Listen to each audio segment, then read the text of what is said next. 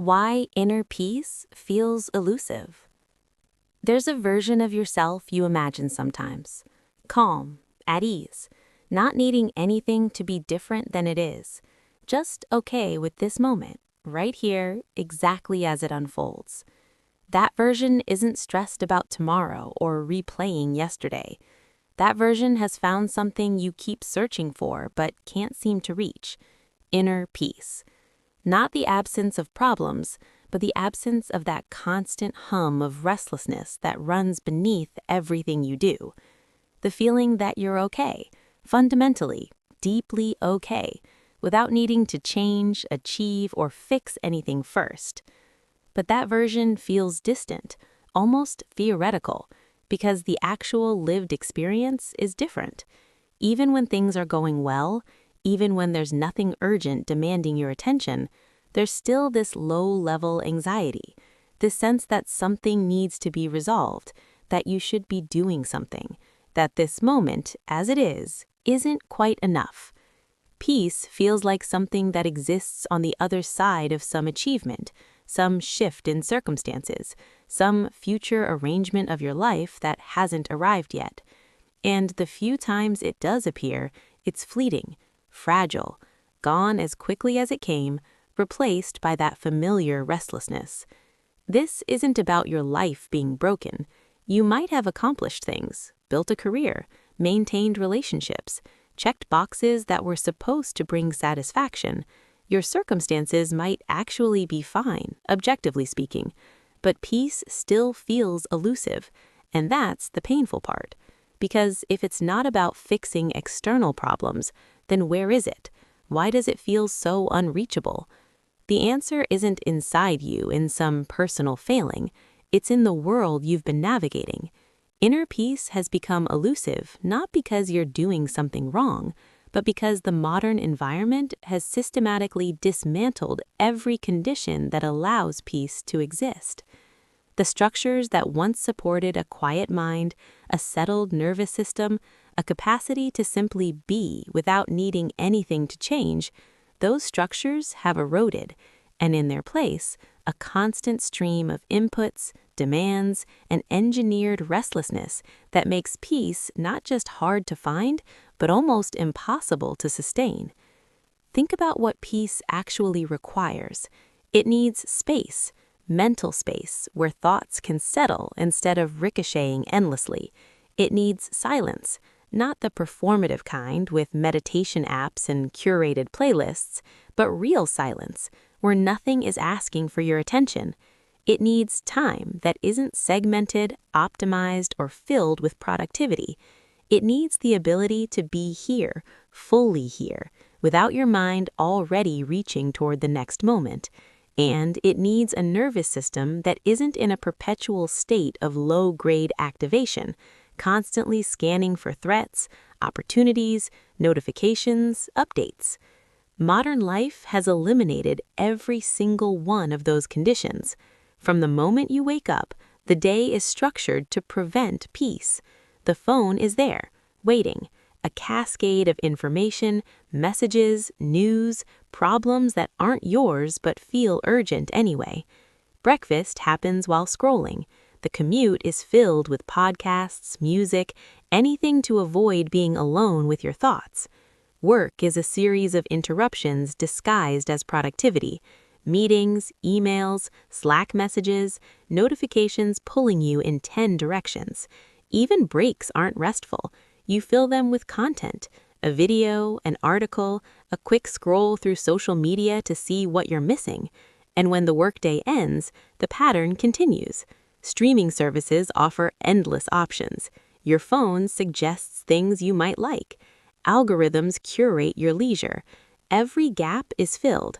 Every moment of potential stillness is occupied. The idea of just sitting, doing nothing, feels almost unbearable, not because you don't want peace, but because your nervous system has been conditioned to interpret stillness as a problem that needs solving. This training is deliberate. The modern economy runs on restlessness. Peace is bad for business. A person at peace doesn't need the next thing. They're not scrolling, shopping, upgrading, consuming. They're not refreshing feeds or checking stats or comparing their life to someone else's curated highlight reel. A peaceful person is content, and contentment doesn't drive engagement. So the environment is designed to ensure you never quite arrive at peace. There's always something more to want, to worry about, to optimize. And it works, not because you're weak, but because the nervous system is adaptive. It learns from patterns.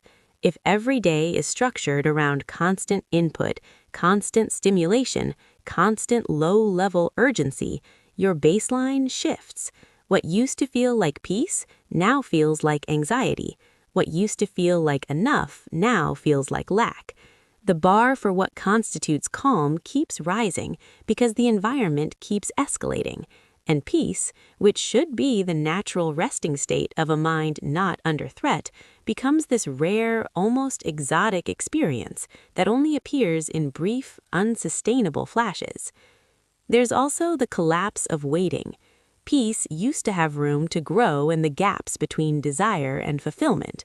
You wanted something, and there was a period of time before you got it. That gap, that waiting, taught the mind patience. It created a kind of mental resilience, the ability to want something without needing it immediately, to be okay with the space between longing and having.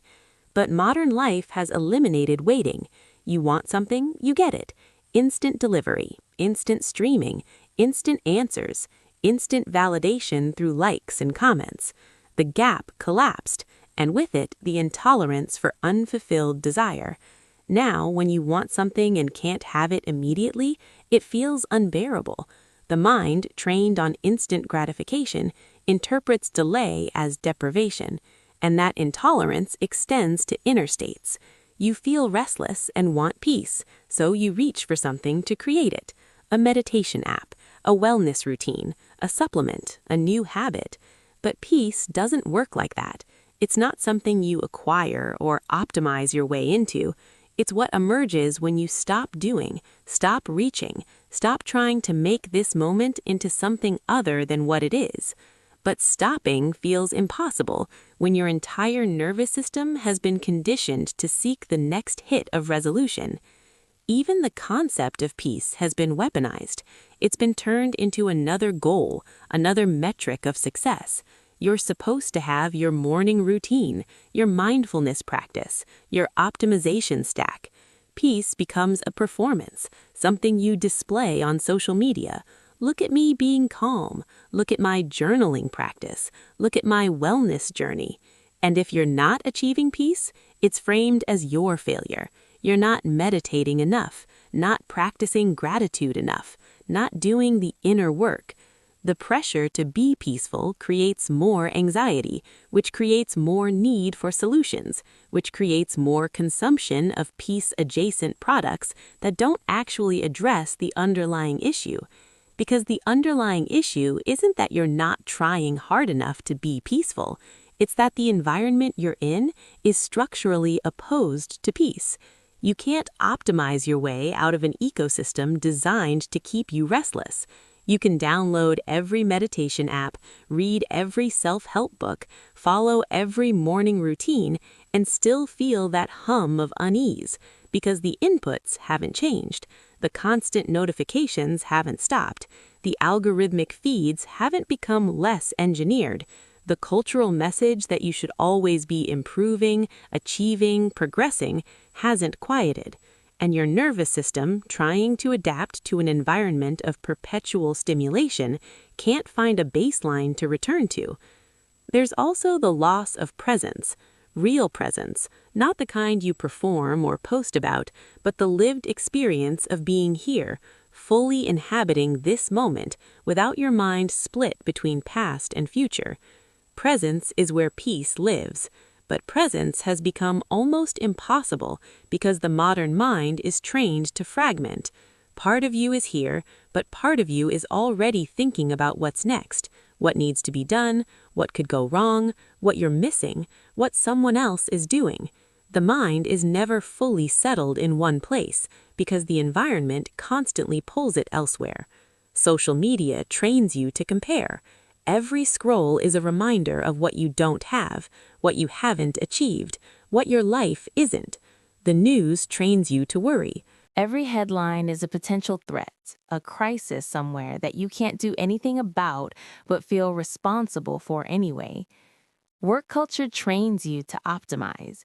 Every moment is a potential site of improvement. Even rest is framed as recovery for more productivity. And entertainment trains you to expect constant novelty. If something isn't immediately engaging, you move on. But tolerance for slowness, for depth, for simply being with something without needing it to perform has atrophied. And in all of this, the mind loses its capacity for peace. Because peace requires the opposite of everything modern life offers. It requires slowness in a culture of speed. It requires depth in an environment optimized for surface-level engagement. It requires being okay with nothing happening in a world that equates stillness with stagnation. It requires presence when everything is designed to scatter your attention. It requires contentment when you're constantly shown what you lack. The few moments when peace does appear, they're often accidental. A walk where you forgot your phone, a power outage that forced you offline, a long drive with no podcasts, no music, just the road and your thoughts. A rare morning where nothing is demanding your attention and you're too tired to reach for distraction. In those moments, something shifts. The mind slows, the restlessness fades. There's a quiet that feels almost foreign, and you realize this is what you've been looking for. Not excitement, not achievement, not validation, just this. The simple, unremarkable experience of being okay without needing anything to be different. But those moments are rare because they require conditions the modern world actively works against. They require disconnection in an age of hyperconnectivity. They require boredom in a culture that has pathologized stillness. They require space in an environment engineered to fill every gap. And when they do appear, they feel fragile because the moment you return to normal life, the restlessness returns, the notifications start again, the demands reassert themselves, and peace, which felt so close, slips away. This is why inner peace feels elusive now, not because it's some mystical state reserved for monks and mystics, but because the basic conditions required for it to exist have been stripped away. The nervous system can't settle when it's constantly activated. The mind can't rest when it's perpetually fed new inputs. The heart can't be at ease when it's trained to always want more, fear loss, compare itself to others. And you can't be present when the entire structure of your day is designed to keep you anywhere but here. So what do? The answer isn't to add more routines, more practices, more strategies. That's just more doing in a life already saturated with doing. The answer is to subtract, to create gaps where the world used to fill them, to choose stillness even when it feels uncomfortable, to sit with restlessness instead of immediately reaching for resolution, to turn off the inputs, not occasionally, but regularly, to let the mind be bored, be quiet, be without purpose for stretches of time. This feels radical because it is. Modern life has made space a luxury and stillness a form of resistance. But peace doesn't come from acquiring something new.